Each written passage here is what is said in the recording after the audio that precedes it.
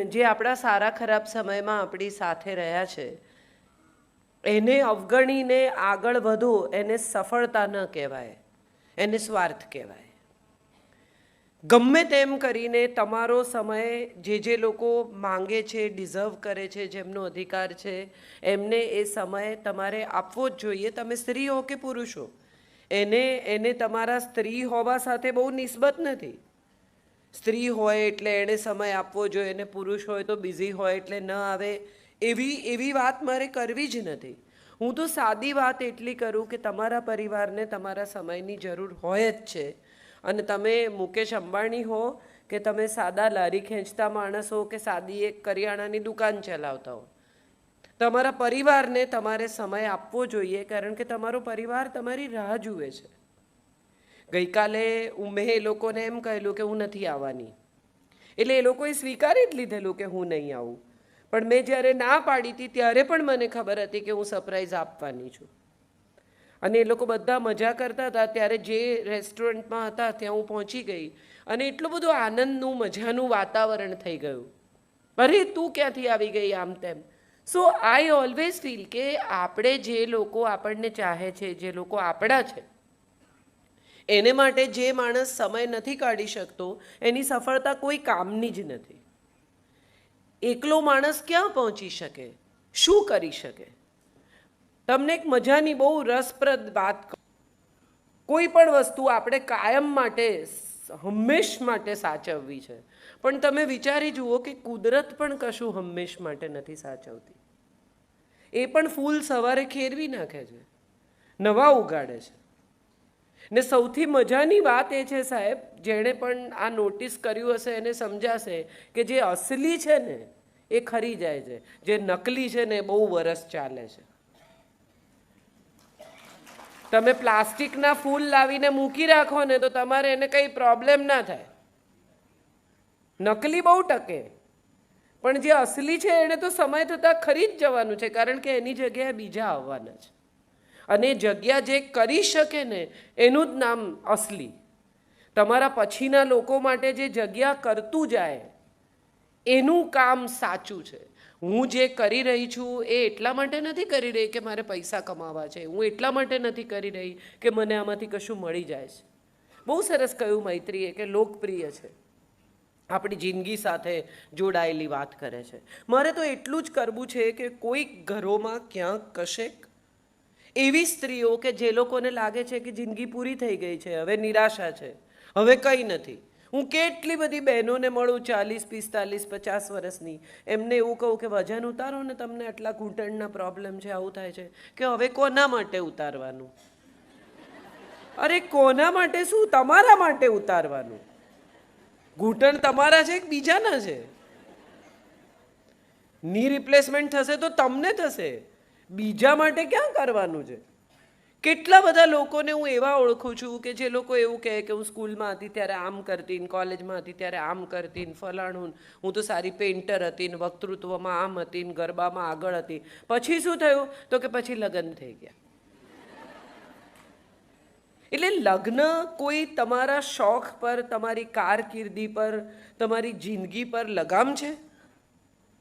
કોઈ પરિવાર એવો નહીં હોય કે જેની પુત્રવધુ ખરેખર હોશિયાર હોય, ખરેખર સરસ કામ કરતી હોય, કોઈક રીતે આગળ આવતી હોય તો એ પરિવાર એને રોકે. હા, તમે જો એવું નક્કી કરો કે હવે મારા જ રાખો કારણ કે હું નોકરી કરું છું, તો કદાચ કોઈ તમારો વિરોધ કરે કે આ બરોબર નથી, તમારી જવાબદારી તમે પૂરી ન કરતા હો તો કોઈ વિરોધ કરે. બાકી તમારો શોખ હોય, તમે તમારું બધું કામ પરવારી જાઓ, એ પછી 1 કલાક તમે સંગીતમાં કે ચિત્રમાં કે રંગોળીમાં કે મહેંદીમાં, તમને જે ગમતું હોય એવો 1 કલાક તમે કાઢો, તો હું નથી માનતી કે કોઈ પરિવાર એટલો જાડો હોય કે તમને એમ કહે કે ના વાંચવાનું પણ નહીં, મૂકી દે ચોપડી, બેસી રહે. આવા કોઈ હોતા નથી. આપણી દુનિયા એવી થઈ ગઈ છે કે આપણે બધા બીજાનો વાંક બહુ જોતા થઈ ગયા છે. આપણને બધાને એવું લાગે છે કે આણે કર્યું ને એટલે ના થયું, મને મારા સાસરાવાળાએ રોકી, મને ફલાણાએ કર્યું, મને આણે આમ કર્યું, મને મારા વરે આમ કર્યું, મને ફલાણા. એકચ્યુઅલી કોઈ તમારી જિંદગીમાં કશું બગાડી કે સુધારી શકતું જ નથી. તમે બહુ શાંતિથી મારી વાત પર વિચાર કરશો તો તમને ચોક્કસ સમજાશે કે તમારી જિંદગીમાં જે કંઈ સારું કે ખરાબ થયું એની જવાબદારી ફક્ત તમારી છે. મોટા ભાગની સ્ત્રીઓને મેં એવું કહેતી જોઈ છે કે પછી એ શું વિચારે.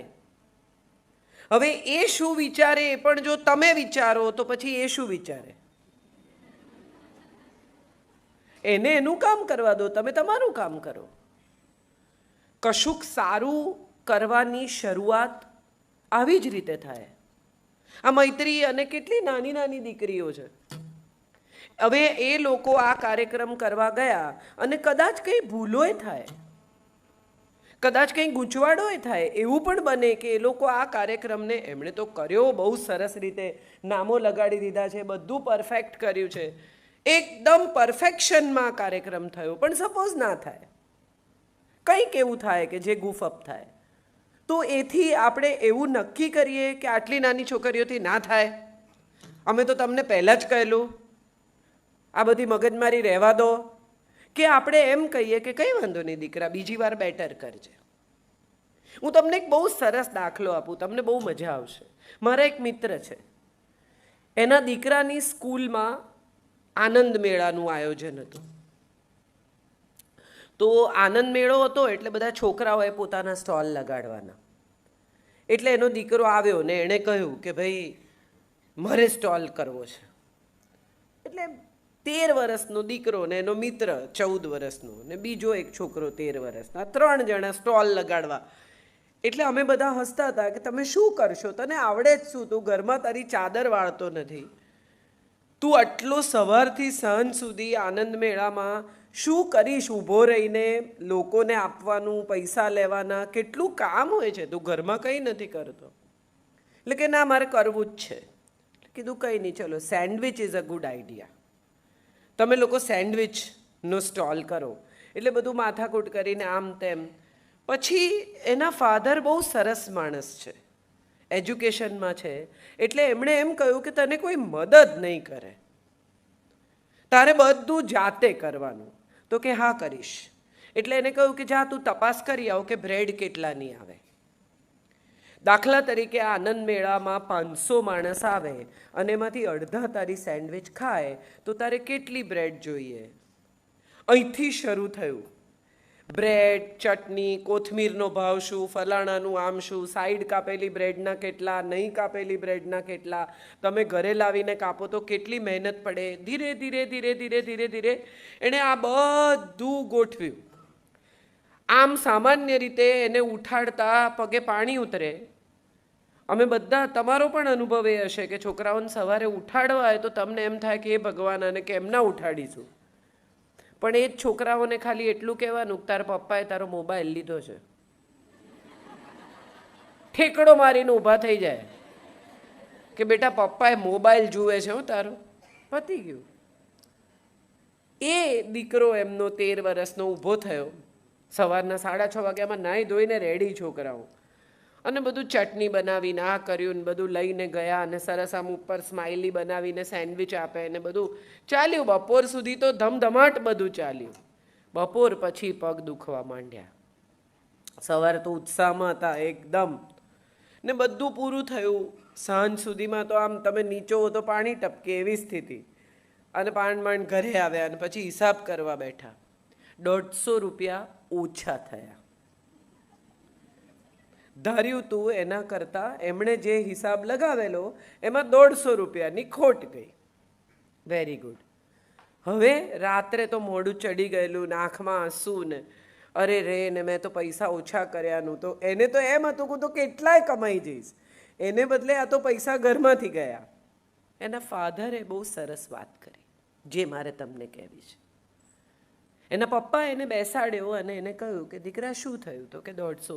હવે હું જિંદગીમાં કોઈ દિવસ આવું કરું જ નહીં ને, આવી તો ભૂલ કરું જ નહીં ને, આવી તો મહેનત હું કોઈ દિવસ કરું જ નહીં ને, ફરી સોરી ને હું તમને આ પૈસા મારી પીગી બેંકમાંથી આપી દઈશ ને, બધું જાત જાતનું થયું. અને ફાધરે બધું સાંભળી લીધું.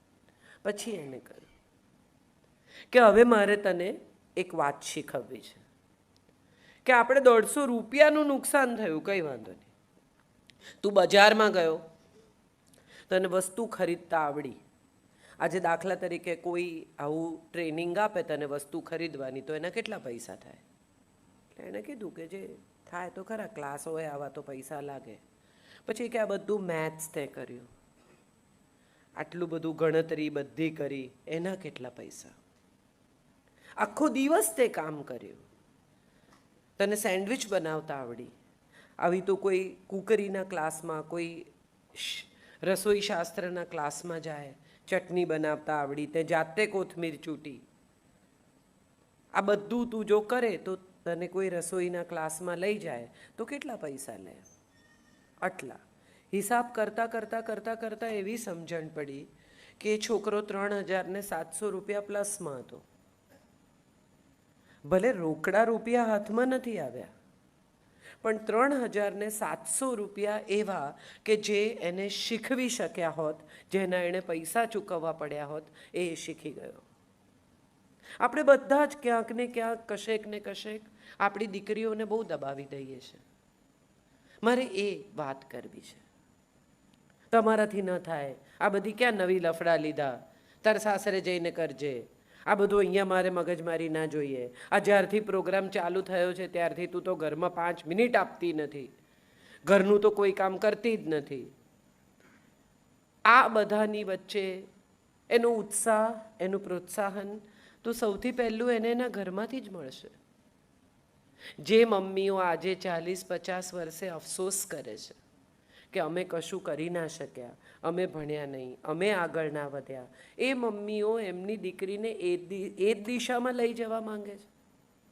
તમને જે ખૂટ્યું છે તમારી જિંદગીમાં, એ જ વસ્તુ તમે ફરી રિપીટ કરી રહ્યા છો. એ કશું શીખશે, એક અનુભવ લેશે, ભલે નુકસાન કરે, ભલે ક્યાંક ખોટી હોય, ભલે ભૂલ કરે. જો ઘરના લોકો એની સાથે ઊભા નહીં રહે તો કોણ ઊભું રહેશે? આપણે બધાએ એમની પીઠ થાબડવી જોઈએ કે આ 7 દીકરીઓએ ભેગી થઈને આવો કાર્યક્રમ કર્યો, જબરજસ્ત. મને ફોન કરવાથી શરૂ કરીને મારો નંબર શોધવો એ પણ મહેનતનું કામ છે. ત્યાંથી શરૂ કરીને નંબર શોધવો, આ પહેલાં જેવું છે કે જા બ્રેડ કેટલાની મળે છે પૂછી આવ. પહેલાં તો કાજલનો નંબર ગોતી આવ. તમારે બોલાવા છે, વાત સરસ છે, પણ પહેલાં એનો નંબર શોધ, એને કોન્ટેક્ટ કર, એ હા પાડે છે કે નહીં એ જો. ત્યાંથી શરૂ કરીને આજે આ એકમ્પ્લિશ થયેલો, પૂર્ણ થયેલા કાર્યક્રમ સુધી એમણે કેટલા કલાક, કેટલી મહેનત, કેટલા સપના, કેટલો પરસેવો પોતાની જાતનો આમાં રેડિયો છે. તો મને તો એવું લાગે કે આવી દીકરીઓ હોય ઊંઝા ગામ પાસે તો એને તો વધાવી લેવી જોઈએ, જબરજસ્ત તાળીઓ સાથે. આજે આપણે બધા જે દિશામાં જઈ રહ્યા છીએ, બેટી બચાવો ને બેટી પઢાઓ ને, આવા પોસ્ટર કેમ મારવા પડે છે? આજથી 50 વર્ષ પહેલાં, 100 વર્ષ પહેલાં આવો કોઈ અભિયાન ચલાવવું પડતું નહોતું. તમે કોઈ દિવસ એવું અનુભવ્યું કે તમે બધા જ્યારે સ્કૂલમાં હતા, કે હું જ્યારે સ્કૂલમાં હતી ત્યારે આપણે આવું બેટી બચાવો બેટી પઢાઓના ક્યાંય પોસ્ટર વાંચ્યા? આજથી હજારો વર્ષ પહેલાં આ દેશમાં સ્ત્રીને પઢાવવાની, સ્ત્રીને ભણાવવાની પ્રથા હતી.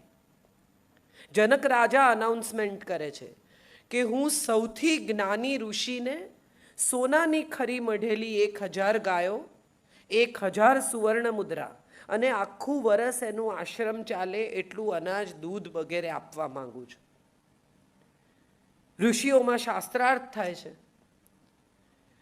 આ નક્કી થાય છે કે ઋષિઓ આવીને શાસ્ત્રાર્થ ગોઠવાયો છે અને યાજ્ઞવલ્ક્ય આવીને કહે છે કે લઈ લો ગાયો, મારાથી ઇન્ટેલિજન્ટ કોઈ છે જ નહીં, હું જ સૌથી બુદ્ધિશાળી છું, મારાથી જ્ઞાની ઋષિ કોઈ છે જ નહીં.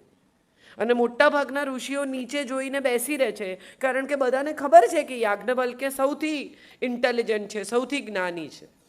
અને ત્યારે એક 20 વર્ષની છોકરી ઊભી થાય છે જેનું નામ વચકનું ઋષિની દીકરી છે, ગાર્ગી. એ ઊભી થઈને કહે છે કે 1 મિનિટ, મારે તમને થોડા સવાલ પૂછવા છે. ગાર્ગી અને યાજ્ઞવલ્ક્યનો સંવાદ એ તૈત્તરીય બ્રાહ્મણનો સૌથી ઉત્તમ સવાલ જવાબનો સંવાદ છે. સાદા સવાલોના એ સાદા જવાબો માંગે છે અને યાજ્ઞવલ્ક્ય જેવા ઋષિ સ્વીકારે છે કે તું આટલી બધી બુદ્ધિશાળી સ્ત્રી મેં આજ સુધી જોઈ નથી. સવાલ એ છે કે એક દીકરી ઊભી થઈ અને એણે એમ કહ્યું કે મારે પ્રશ્નો પૂછવા છે, ત્યારે બધાએ ભેગા થઈને જો એને એમ કહ્યું કે બેસ્યા નહીં પૂછવાનું, તો જિંદગીમાં આપણને ગાર્ગી જેવી વિદુષી સ્ત્રી ન મળી હોત.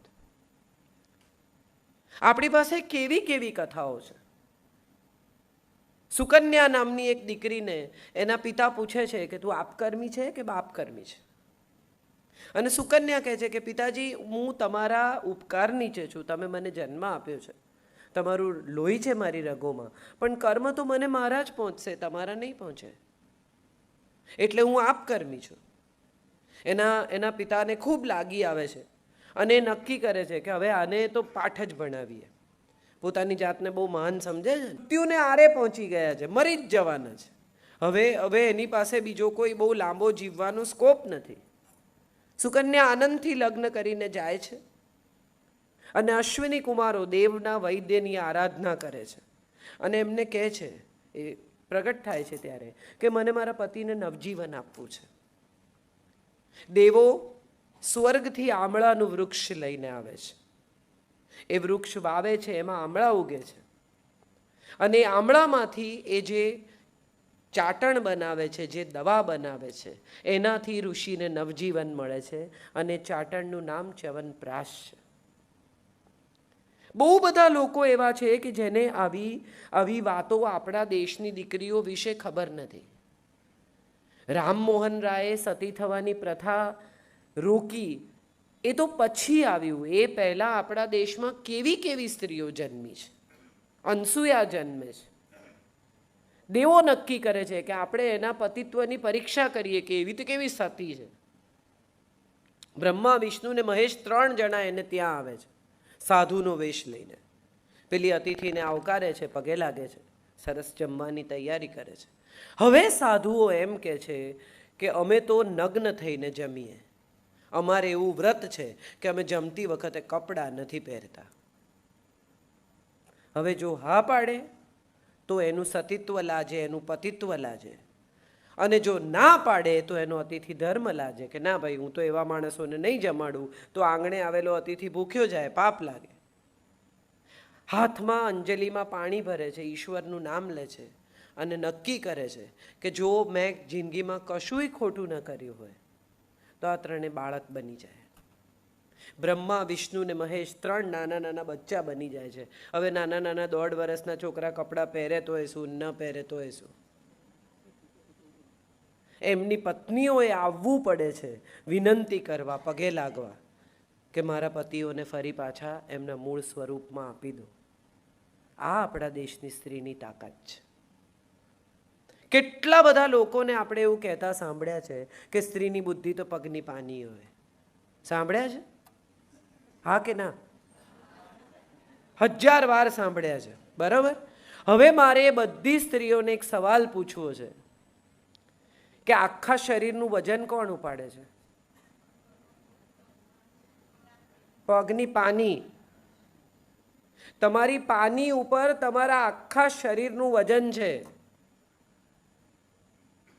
આ પાની ઉપર આખા શરીરનું, આ સમાજનું, એના પરિવારનું, એના સંતાનનું વજન ઉપાડે છે સ્ત્રી.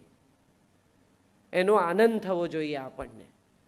પાની એ કહે ને ત્યારે આ યાદ રાખજો હવે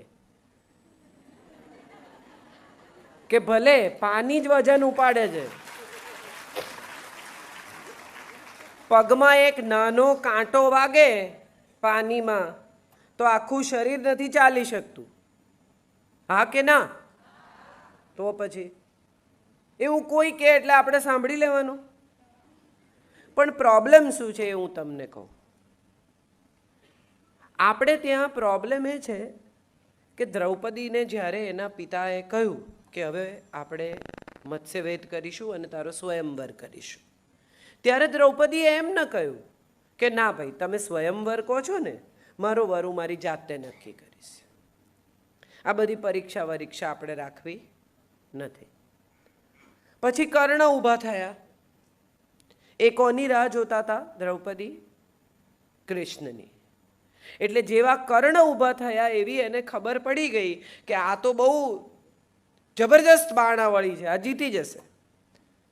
ત્યારે એણે શું કહેવાનું હતું કે તમે પછી આવજો, તમે નહીં કરતા. એને બદલે એણે શું કહ્યું? હું સૂત પુત્રને નહીં પરણું. આપણો પ્રોબ્લેમ એ છે કે આપણે જે પ્રોબ્લેમ છે ને એને એડ્રેસ નથી કરતા, એની આજુબાજુ ફરીએ છીએ. આવું શું કામ બોલવું જોઈએ કે હું સૂત પુત્રને નહીં પરણું? આપણી જીભ આપણને સૌથી વધુ નુકસાન કરે છે અને મોટા ભાગની સ્ત્રીઓ સાથે આ અવારનવાર થાય છે. આપણને ગુસ્સો આવે એટલે આપણે એવું બોલી નાખીએ કે બોલી નાખ્યા પછી આપણને અફસોસ થાય ને સાંભળનારા જીવનભર ભૂલે નહીં. હા કે ના? એમાં જોરથી હા નથી પાડતા, એમાં અવાજ ધીમો થઈ ગયો બધાને કે આ કહે છે તો સાચું, પણ આ પાડીએ તો ફસાઈશું. મારે એ કહેવું છે કે તમે વિચારો તો તમને સમજાય કે જ્યાં ખરેખર બોલવાનું છે, બાજુવાળાને ત્યાં એની વહુ પર અત્યાચાર કરતા હોય, સરખું ખાવાનું ના આપતા હોય, એની દીકરીને આગળ ભણાવવાની ના પાડતા હોય, ત્યારે કેટલી સ્ત્રીઓ ઊભી થઈને બાજુમાં કહેવા જાય છે કે આ તમે ખોટું કરો છો? કોઈ. આપણે શું? આપણાથી એને ના કહેવાય, એ જે કરે એની છોકરી છે. આપણે કેવી રીતે કહીએ? સારું ના લાગે. પણ જો એની છોકરી વહેલી મોડી આવતી હોય, એની છોકરીને જો એકાદ બોયફ્રેન્ડ હોય, તો આપણે તરત કહેવા જઈએ. એમાં આપણો રસ કે ભાઈ મેં 2-4 વાર એને જોઈ છે મહેસાણા હાઈવે પર. જે ખરેખર કહેવાનું છે, જ્યાં ખરેખર સ્ત્રીઓએ એકત્રિત થવાનું છે, જ્યાં સ્ત્રીઓએ ખરેખર એકબીજાની સાથે ઊભા રહેવાનું છે, એ તો આપણે કરતા જ નથી. અને જ્યાં આપણે એકબીજાને નુકસાન નથી કરવાનું, બલકે ઘરમાં સ્ત્રીઓએ એક થઈને રહેવાનું છે, ત્યાં આપણે મેક્સિમમ નુકસાન કરીએ છીએ. કેટલા લોકો પાસે મોબાઈલ છે? બધા પાસે. Very good. હવે તમે એક મોબાઈલ ખરીદ્યો હોય અને તમે નવો લો, સારો, વધારે સ્માર્ટફોન, અપગ્રેડેડ ફોન, તો તમને દુકાનવાળો શું કહે કે આ ફોનમાંથી આ ફોનમાં ડેટા ટ્રાન્સફર થાય ને ત્યાં સુધી એને વચ્ચે અડતા. હા કે ના? કે ને કે વચ્ચે બટન દબાવશો તો ફોન હેંગ થઈ જશે, પછી મારી પાસે આવતા નહીં, પછી રિપેરિંગ જોઈશે, બધું આખું ફોર્મેટ કરવું પડશે. બરાબર? આપણી વહુ જે 24 વર્ષનો 25 વર્ષનો ડેટા લઈને આવે, એને આપણે આપણા ઘરમાં ટ્રાન્સફર થાય એટલી રાહ જોઈએ કે વચ્ચે બટન દબાવીને હેંગ કરી દઈએ?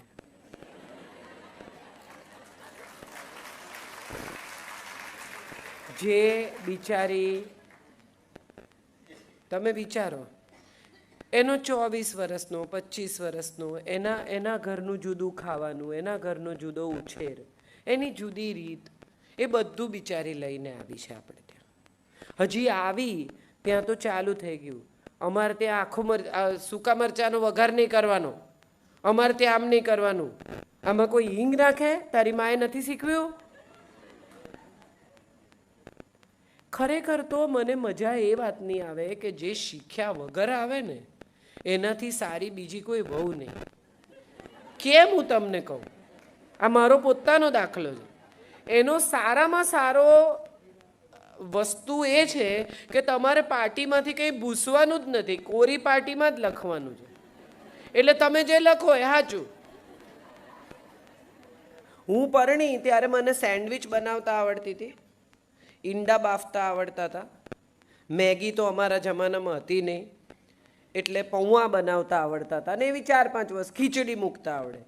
કારણ કે હું તો હોસ્ટેલમાં રહી, આખી જિંદગી હોસ્ટેલમાં ભણી, એકની એક દીકરી, મારે ભાઈ બહેન નહીં, એટલે મને તો રાંધવાનો વારો ઘરે આવે જ નહીં. પછી પરણી તો મારું સાસરું તો બારોટ છે, એટલે અમારે ત્યાં તો એમ કે ને કે 15-20 ખાલી ઘરના જમવાના છે તોય 30-35 માણસ થઈ જાય.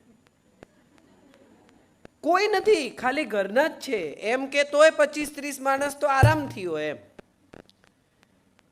પણ મજાની વાત એ છે કે આ મારા લગ્નને હમણાં 22મી જૂને 25 વર્ષ પૂરા થયા. મારા સાસુએ મને એક દિવસ પણ એવું નથી કહ્યું કે તારી માએ તને શીખવ્યું નથી. મજાની વાત એ છે કે એમણે મને ધીમે ધીમે ધીમે ધીમે બધું શીખવ્યું. અને હવે તમે મારી દાળ ચાખો અને મારા સાસુની દાળ ચાખો, તમે એવું ના કહી શકો કે બે જુદી છે. એનું કારણ શું? ધીરજ, પ્રેમ. જો ખરેખર માં એવું ઈચ્છતી હોય કે મારો દીકરો સારું ખાય, બધી મમ્મીઓ એવું કે કોણ જાણે રાંધતી જ નથી બરાબર, મારો છોકરોનું પેટ ભૂખ્યું રહે. હા, તો બેસાડો, શીખવાડો. તમારો છોકરો સારું ખાય એવું તમે ઈચ્છતા હો તો એને શીખવો. એને મેણા મારવાથી આવડી નહીં જાય. મોટા ભાગના લોકોનો પ્રોબ્લેમ શું છે? તો કે પ્રોબ્લેમ શોધી કાઢે છે, પ્રોબ્લેમનું સોલ્યુશન નથી શોધતા. ખરેખર શું કરવાનું છે? સોલ્યુશન શોધવાનું છે. પ્રોબ્લેમ તો તમે સમજી જ ગયા છો.